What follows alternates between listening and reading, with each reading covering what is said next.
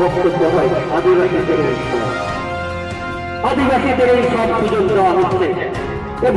আমাদের পরবর্তী প্রজন্ম আছে যাদের আমাদের হাতে সহযোগিতা করা করবে একতা মঞ্চকে যাহাতে যে পৃথিবীর লড়াই সে লড়াই যাহাতে আবহাওয়া যাহা অধিকার যাহা আইদানি আর যাহাই গো আমি আস্তে আস্তে কমে আসছে, তাই আপনারা আস্তে আস্তে বসে পড়বেন। আগে সবাই বসে পড়ুন। বন্ধুগণ, পৃথিবীর কোন শক্তি আদিবাসী মানুষকে উচ্ছেদ করতে পারে না। যুগ যুগ ধরে সাক্ষী রয়েছে। আদিবাসী মানুষগুলোর উপর যখন অত্যাচার নেমে এসেছে তখন আদিবাসী মানুষগুলো রাস্তায় নেমেছে। আপনারা নিশ্চয়ই জানেন, ভারতবর্ষের স্বাধীনতা আন্দোলনের শুরু আগের থেকেই সারা ভারতবর্ষের আদিবাসী মানুষ প্রথম ইংরেজ সরকারের বিরুদ্ধে দাঁড়িয়েছিল। তাদেরকে বলেছিল, এ দেশ তোমার না, এ মাটি তোমার না, তোমাকে আমরা এখান থেকে তাড়াবো। সেই সময় আদিবাসীদের প্রথম শহীদ তিলকা মাঝি ইংরেজ সরকারের বিরুদ্ধে লড়িয়ে জীবন তার দিয়েছিলেন। আজকে আদিবাসী মানুষগুলোর বিরুদ্ধে যখন এই ষড়যন্ত্র এই চক্রান্ত শুরু হচ্ছে, আজকে সারা ভারতবর্ষের আদিবাসী মানুষ জেগে উঠছে।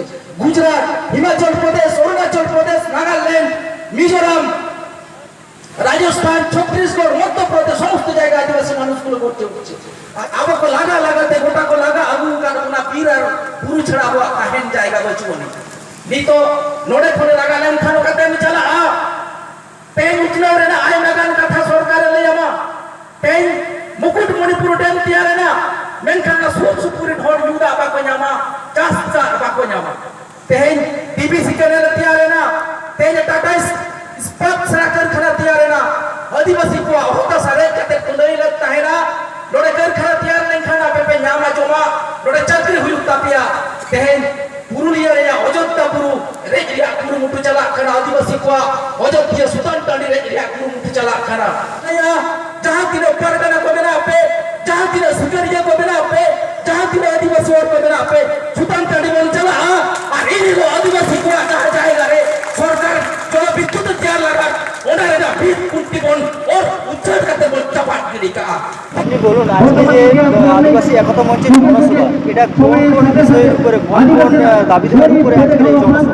আচ্ছা, আপনারা জানেন বিগত 13 ফেব্রুয়ারি সুপ্রিম কোর্ট যে রায় দিয়েছে বনাধিকার আইনের উপর 2006 এর উপর যে রায় দিয়েছে, তাতে নাকি পশ্চিমবঙ্গ সহ 21টি রাজ্যের আদিবাসীরা উচ্ছেদের মুখে পড়বে।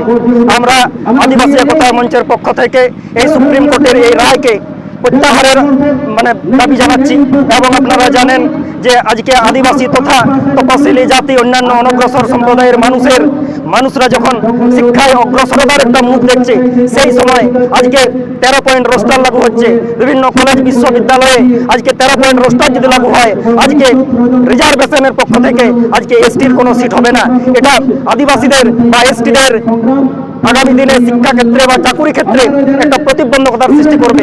এছাড়া আপনারা জানেন যে আজকে সারা পশ্চিম বাংলার বুকে সাঁওতালি শিক্ষা বিষয়ে আজকে যে একটা ডামাডোল পরিস্থিতি চলছে, একটা অস্থির পরিস্থিতি চলছে। বিভিন্ন দপ্তরে, বিভিন্ন কাউন্সিলে, বিভিন্ন পর্ষদের কাছে আমরা বিভিন্ন সময় দাবি দেওয়া দিয়েছি, আমরা রাস্তায় নেমেছি, কিন্তু আজ পর্যন্ত সারা পশ্চিম বাংলার বুকে সাঁওতালি শিক্ষার কোনো পরিকাঠামো কিন্তু তৈরি হয়নি। আজকে সেই লক্ষ্যে আগামী দিনে এই সাঁওতালি শিক্ষা বিষয়ে যাতে সঠিক একটা রূপরেখা তৈরি করা হয়, সাঁওতালি শিক্ষা বোর্ড তৈরি করা হয়, সাঁওতালি শিক্ষা পরিষদ তৈরি করা হয়, এবং আমাদের যারা সাঁওতালি পড়ুয়া তারা যেন আগামী দিনে কোনো পঠন পাঠনের ক্ষেত্রে অসুবিধার সম্মুখীন না হয়, আমরা আদিবাসী একতা মঞ্চের পক্ষ থেকে এই সব দাবি জানাচ্ছি। এই লক্ষ্যেই আমরা আজকে 2রা এপ্রিল রায়পুর সবুজ সন্ধ্যা ময়দানে আজকে আদিবাসী মানুষ এবং তপশিলি জাতির মানুষ, অন্যান্য অনগ্রসর সম্প্রদায়ের মানুষকে এই মাঠে ডেকেছি। আমরা ঐক্যবদ্ধ আন্দোলনের লড়াই শপথ গ্রহণ করছি এবং আগামী দিনে এই দাবিগুলোর সপক্ষে দুর্বার গণ আন্দোলন গড়ে উঠবে এবং আগামী দিনে দুর্বার গণ আন্দোলন আমরা গড়ে তুলব, এই আশ্বাস দিয়ে প্রত্যেককে ধন্যবাদ, অভিনন্দন, আমি জোহার জানাচ্ছি। জোহার। ডক্টর শিবশঙ্কর সরেন, মাননীয় আদিবাসী একতা মঞ্চ কি ভারত জাতীয় মাঝি পারগানা মহল, এটা আজকে আমাদের এই আদিবাসী মানুষকে কোন দিশা দিতে চাইছে? আপনারা নিশ্চয়ই বিভিন্ন সভার অনেক বক্তার কথা শুনেছেন, তবে আমি নির্দিষ্ট করে এই সভায় যারা উপস্থিত হয়েছেন এবং আপনারা যারা এই বক্তব্য আমারটা জানছেন, আমি সবাইকে প্রথমে বলতে চাই যে এই নির্বাচনের প্রাককালে 2019 নির্বাচনের প্রাককালে আদিবাসী একতা মঞ্চ আদিবাসী একতা মঞ্চ গত পঞ্চায়েত 2018 সালের খাতড়াতে একটা জনসভা করেছিল এবং সেই সময় এই সংগঠনের তার দিক, সে তার কোন পথে চলতে চাইছে, আদিবাসী মানুষের কী বার্তা দিতে চাইছে, সেটার একটা নির্দিষ্ট রূপরেখা আপনারা পেয়েছিলেন। কিন্তু এবারের এই জনসভা নির্বাচনের সময় যেটা করা হচ্ছে, এটা নির্বাচনী কোনো জনসভা নয়।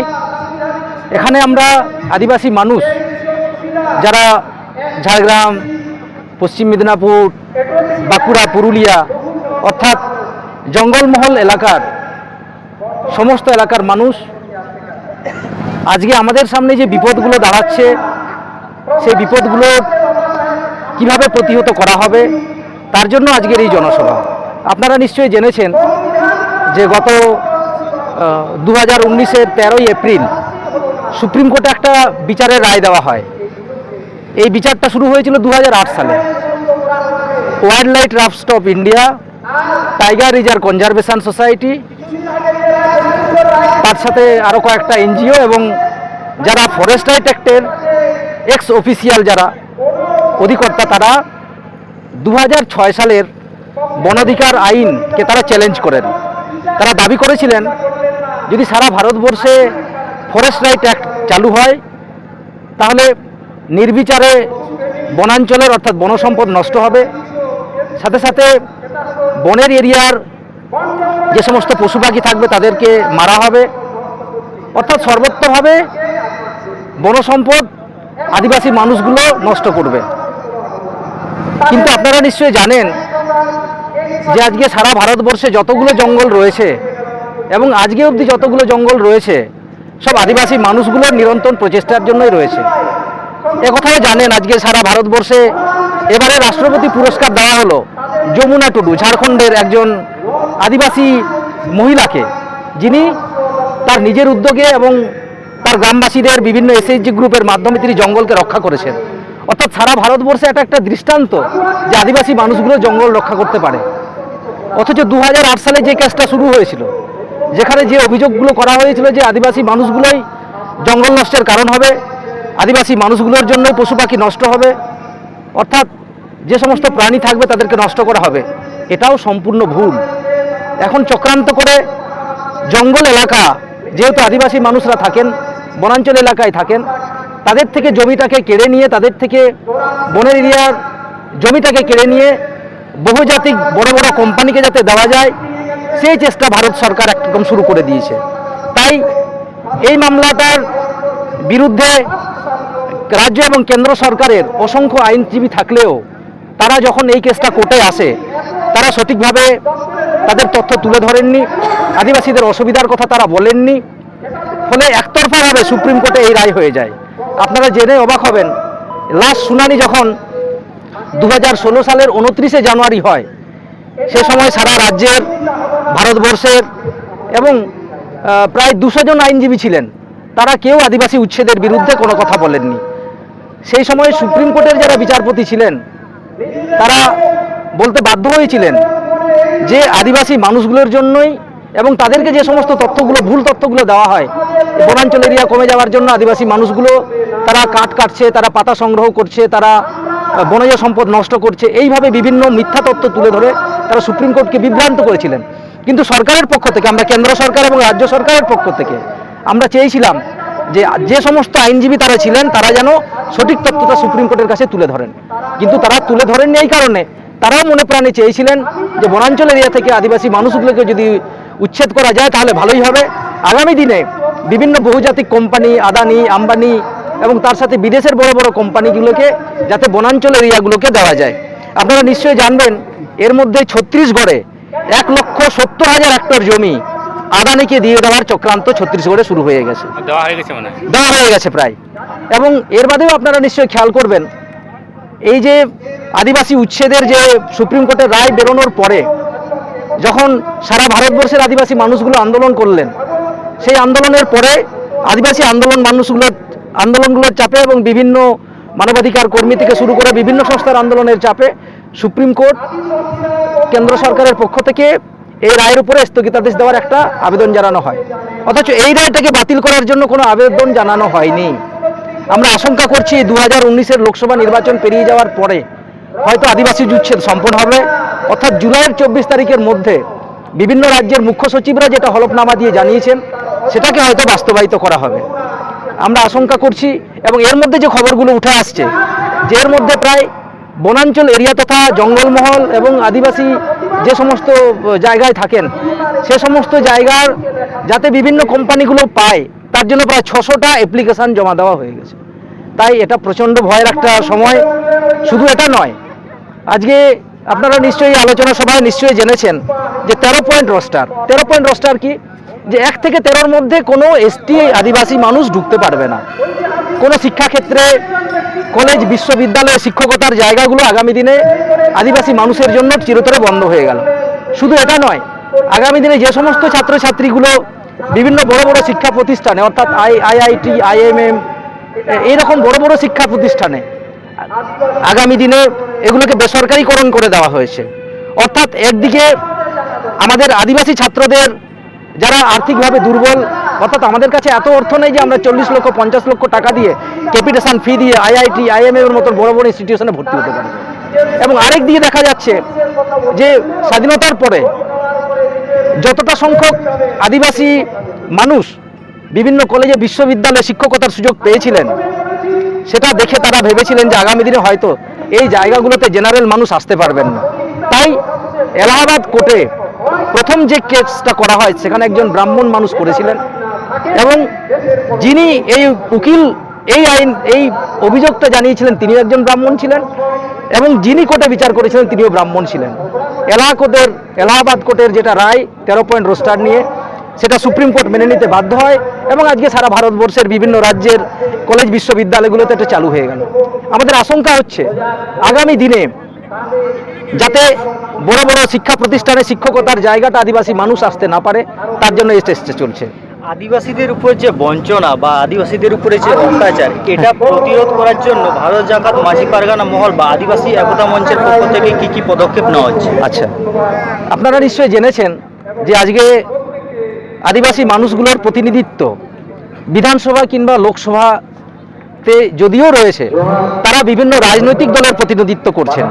ফলে এই রাজনৈতিক দলগুলো কিন্তু আপনারা নিশ্চয়ই জানবেন যে আজকে অবধি আমরা যে বিষয়গুলোকে নিয়ে আলোচনা করছি আজকে 13 পয়েন্ট রোস্টার, আদিবাসী উচ্ছেদ কিংবা বিভিন্ন শিক্ষাক্ষেত্র কেন বেসরকারিকরণ করা হলো, এগুলো তারা কোনো রাজনৈতিক ইস্যু করছেন না। আমরা এই জন্য বিভিন্ন গণসংগঠনের পক্ষ থেকে এবং বিভিন্ন রাজনৈতিক দলগুলো বিভিন্ন সরকারের কাছে আমরা দাবি জানিয়েছি, সেটা ডেপুটেশনের আকারে এবং স্মারকলিপির মাধ্যমে এবং তাছাড়া বিভিন্ন জমায়েত থেকে আমরা এই আওয়াজটা তুলছি। এর জন্য সরকারকে এগিয়ে আসতে হবে। আজকে যদি সরকার এগিয়ে না আসে তাহলে আগামী দিনে এগুলোকে প্রতিহত করা যাবে না। ভারতবর্ষের লোকসভা নির্বাচনের প্রাক্কালে এরকম একটা জনসভা আদিবাসী একতা মঞ্চ বা ভারত জাকাত মাঝি পারগানা মহল কি কোনো নিজেদের কোনো প্রতিনিধি লোকসভায় দিতে চাইছে না কোনো প্রতিষ্ঠিত রাজনৈতিক দলকে সাপোর্ট করছে এরকম? না, আমরা এক্ষেত্রে যেটা স্পষ্টভাবে একতা মঞ্চের যেটা এখানে যে আলোচনা সভা তাতে আপনারা নিশ্চয়ই জেনেছেন যে একতা মঞ্চের কোনো রাজনৈতিক সমাবেশ নয়। আমরা পরিষ্কারভাবে জানিয়ে দিয়েছি আমাদের দাবির সাথে যারা আছেন, আমাদের দাবি নিয়ে যারা কথা বলছেন তারা আদিবাসী মানুষের ভোট পাবেন, অর্থাৎ আদিবাসী মানুষের সমর্থন পাবেন। কিন্তু যারা আদিবাসী মানুষের কিংবা আদিবাসী একতা মঞ্চ কিংবা ভারত জাকাত মাঝি পারগানা মহল সহ অন্যান্য আদিবাসী গণসংগঠনগুলোর দাবি দাওয়া নিয়ে যারা কথা বলছেন না, তাদের সাথে সহমত হচ্ছেন না, তারা কিন্তু আদিবাসী মানুষের সমর্থন পাবে না। আমরা এই নির্দিষ্টভাবে এই কথাটা আমরা বলতে পেরেছি। একটা প্রসঙ্গ বিভিন্ন মহল থেকে উঠে আসছে, কোনো একটি দলের দিকে ভারত জাকাত মাঝি পারগানা মহল ঝুঁকছে। এটা কি ভারত জাকাত মাঝি পারগানা মহলকে যারা খারাপ চোখে দেখছে তাদের মতামত নাকি এর বাস্তবতা কিছু আছে? এটা আপনারা নিশ্চয়ই জেনেছেন, এটা মানে পেপার পত্রিকায় যেটা হয়, আমরা যে খবরগুলো দেখতে পাই তার পেছনের যে খবরগুলো সেটা হয়তো দেখানো হয় না, সেটা জানানো হয় না।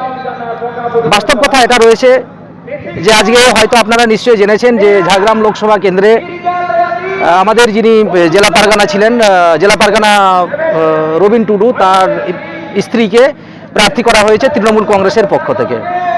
এখন এখানে ভারত জাকাত মাঝি পারগানা মহলের পক্ষ থেকে কখনো বলা হয়নি যে তিনি আমাদের প্রার্থী, কিন্তু রাজনৈতিক যিনি তৃণমূল কংগ্রেসের যিনি সভানেত্রী, তিনি পরিষ্কার করে বলেছেন যে ঝাড়গ্রাম লোকসভা কেন্দ্রে আমাদের দলের প্রার্থী হচ্ছেন বীরবাহা সরেন।